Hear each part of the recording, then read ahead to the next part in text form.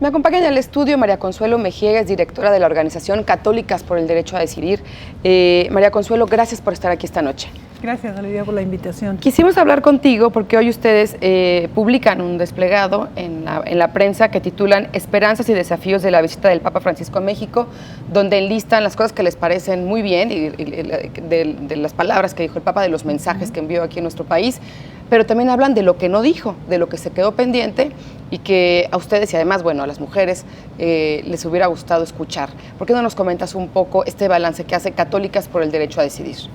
Sí, nosotras pensamos que el balance tiene que hacerse que son dos balances, uno el eclesial y otro el balance como social, el de la agenda social.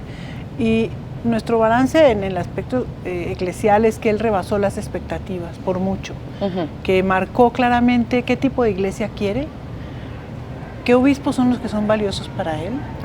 Y de manera muy clara y contundente lo que no quiere que siga sucediendo con la jerarquía mexicana. Sacudir conciencias de la jerarquía católica es lo que dicen ustedes que hizo el Papa. Sí, nosotras esa era parte de nuestras expectativas, que eso sucediera. Sí era clara una distancia muy grande entre lo que el Papa ha venido diciendo y haciendo y lo que ha sido la conducta de la mayoría de los jerarcas de la Iglesia Católica en México, y como fue muy claro, pues hay otros que no, por lo menos el caso de don Raúl Vera fue muy contundente el hecho de que hubiera estado con él frente a la tumba de don Samuel Ruiz. Claro, es una reivindicación del tipo de curas que a él le parecen valiosos para la Iglesia. Sí, quienes han asumido esa misma defensa, esa misma labor pastoral, de estar cerca de las comunidades, de apoyar realmente las necesidades y estar del lado de los sufrientes, de, como él dice, abrazar las periferias humanas y existenciales. El llamado a una iglesia de puertas abiertas, acogedora, amorosa, misericordiosa. El llamado que hizo, que me pareció interesantísimo, nos pareció en Católicas, de que ya no hay que una de las tentaciones es la de la resignación, y que no podemos dejarnos... Las cosas ya están así y ya ni modo, no hay nada que yo pueda hacer. Exacto, ese es un llamado a la acción, dicho de la manera como él suele decir, usando un poco símbolos para plantear las cosas. Entonces sí creemos que fue radical su planteamiento de una iglesia distinta. Esa es una primera, para nosotros es muy claro, que nos muestra que es posible pensar en una iglesia católica distinta. Una iglesia católica. Eso les pareció muy bien, le pusieron palomita. También en el tema, por ejemplo, de la migración, lo que dijo en Ciudad Juárez, esto de calificarlo como un fenómeno global, que es una crisis humanitaria y que es producto de la expulsión de los pobres. También ustedes le ponen palomita. Pero ¿qué es lo que lamenta Católicas por el Derecho a Decidir? Que no dijo el Papa, y ahorita me dirás si les parece suficiente, porque más o menos algunas cosas las abordó en el avión de regreso a Roma, en una plática ya más en corto con los periodistas. Sí, nosotras teníamos la expectativa de que en 3 o 4 temas que son parte de la agenda de la Iglesia y que son parte de lo que la feligresía católica ha estado planteando y demandando. Nosotros hemos tenido la suerte de hacer encuestas nacionales de opinión católica en 3 oportunidades, en el 2003, 2004, 2009 y en 2014. Yo aquí traigo los resultados resumidos de la 2014, en donde sabemos que no es Católicas por el Derecho a Decidir la organización, nosotras solamente las que estamos hablando de esto, sino que la mayoría de la feligresía mexicana opina de la misma forma. Quieren que se cambien las enseñanzas sobre anticoncepción, quieren que la Iglesia acepte el celibato opcional para los religiosos y las religiosas, quiere que las mujeres podamos ejercer el sacerdocio, quiere que haya una mayor apertura, y quiere que se toque claramente el tema de la pederastia clerical. Ese es un tema central. Y las mujeres en la Iglesia, pues queremos que se nos reconozca la igual dignidad y la igual capacidad, y para eso pensamos que no hay mejor muestra que el hecho de que se nos acepte que podamos ejercer el diaconado y el sacerdocio. Eso temas que no existieron. No existieron. Bueno, el tema de las mujeres en realidad casi no existió, salvo una línea en Ciudad Juárez donde el Papa de repente dice, qué lamentable, no me acuerdo las palabras exactas, pero qué lamentable los asesinatos de mujeres en referencia a las migrantes. Lo entendemos también un poco por el tema de los feminicidios en Juárez quizá, pero que yo sepa, única línea, ¿eh? Sí, mira, también lo dijo, lo mencionó en la Basílica, cuando dijo que las madres, que a quienes se les arrebatan sus hijos, la injusticia, o sea, el tema de la violencia, pero sí, efectivamente, esa es una triste constatación, que las mujeres seguimos incluso con un papa tan revolucionario, tan progresista, tan reformador, tan sensible y tan apasionado por la justicia, todavía las mujeres no estamos como en el panorama. O sea, se avanza en otros temas, pero en el de las mujeres, al parecer, no, Consuelo. Fíjate que eso es una cosa muy curiosa, pero ha sucedido en general con la izquierda en América Latina. Si tú te pones a analizar lo que pasó en Nicaragua con Daniel Ortega, lo que pasó en Ecuador con Correa, lo que ha pasado, o sea, en general son presidentes que han asumido una agenda social, una agenda por la justicia social, por los derechos humanos, pero esa justicia no incluye a las mujeres. Claro. Y entonces cuando se tocan los temas de la agenda moral, que son los más polémicos, hay como una línea de separación clara. Eso es para después, eso no es importante, ese es un tema que divide y ese es un tema que no podemos tocar. Ese fue uno de los temas. El otro fue el de no haber recibido o no haberle dado una palabra de esperanza, de aliento, un abrazo a los familiares de las víctimas. Nosotras pensamos que los de Ayotzinapa, los familiares de los desaparecidos en Ayotzinapa son simbólicamente quienes representan la desaparición forzada en este país. Sí, porque es un caso, como se dice, paradigmático. Es un caso paradigmático. Que representa a muchos otros. Sí. Nosotros pensamos que se ha planteado que Ayotzinapa no le pasó solamente a los estudiantes y a sus familiares, nos pasó a todo México. Claro. Y que en esa medida era un caso muy importante, simbólico, que hubiera podido representar lo que ha sido ese fenómeno aquí. Nos extraña porque él ha mostrado esa pasión por la justicia. Y no solamente lo ha dicho y lo ha hecho en general, nos extraña mucho.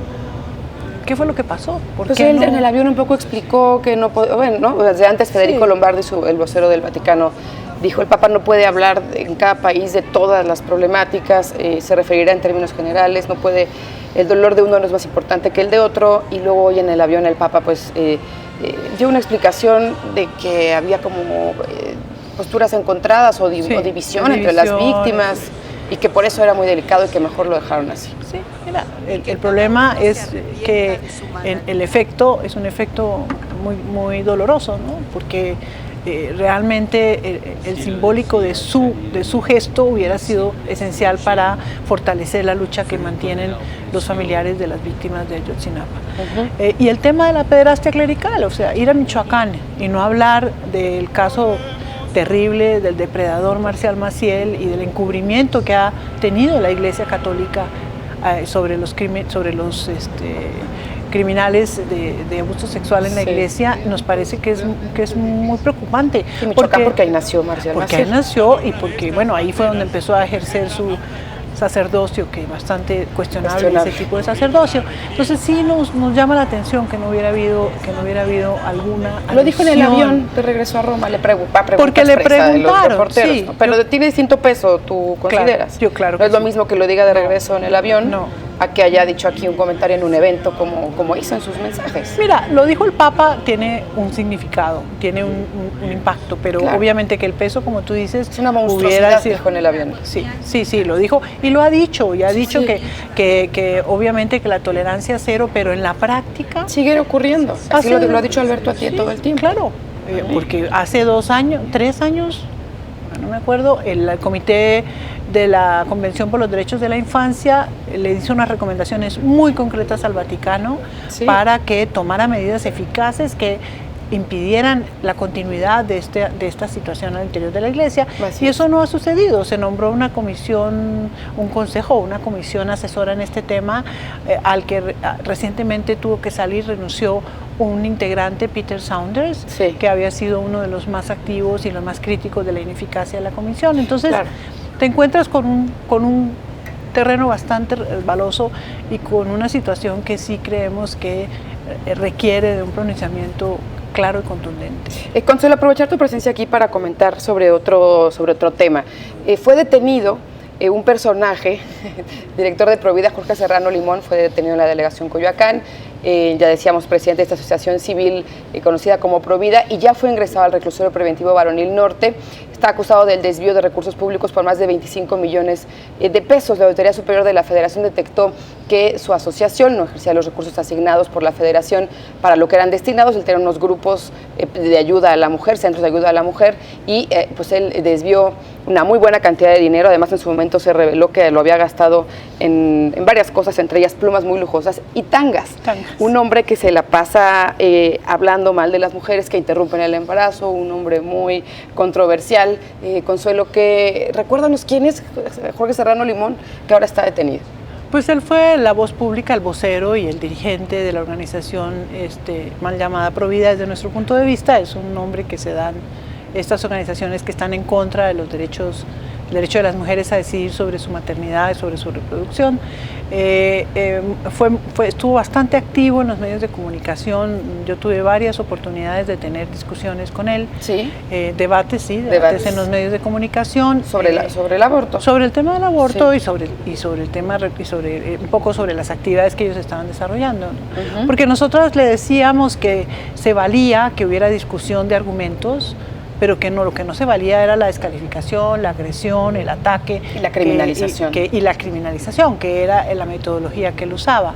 En el 2004, que era en ese momento senador, diputado, no me acuerdo, Luis Pasos, le dio un dinero que era para tratar el tema del SIDA. Estaba dirigido a prevención del VIH y el SIDA, y se lo desviaron a Jorge Serrano Limón supuestamente para estos centros de la mujer. Sí. Un grupo de organizaciones, entre los cuales estaba Fundar, el Grupo de Información y Reproducción Elegida, GIRE, Equidad de Género, nosotros en ese momento no estábamos acá, encontraron que eso que tú estabas diciendo, que los recursos no se aplicaron para lo que se dijo, sino que se compraron tangas y plumas Montblanc, y eso generó. Ahora, 11 años después. 11 años después está detenido el señor Serrano. El tribunal hace la sentencia, y entonces él está detenido, que puede quedar libre bajo fianza, según tengo entendido. Pero bueno. Es un hecho simbólico muy importante, claro, porque esta contradicción, ese tema de la coherencia, de la congruencia entre las personas que defienden una causa y su estilo de vida, lo que hacen en realidad, absolutamente. Un último comentario, Consuelo, sobre el debate del aborto que nuevamente revive por el tema del Zika. La ONU ha recomendado a los países más afectados que permitan a las mujeres tener acceso a anticonceptivos, pero también, de ser necesario, a la interrupción legal del embarazo. ¿Qué va a pasar en nuestro país, Consuelo, cuando empiece a haber más casos y estos casos se presenten en estados de la República que tienen legislaciones que no permiten estos derechos para las mujeres? ¿Qué nos puedes comentar?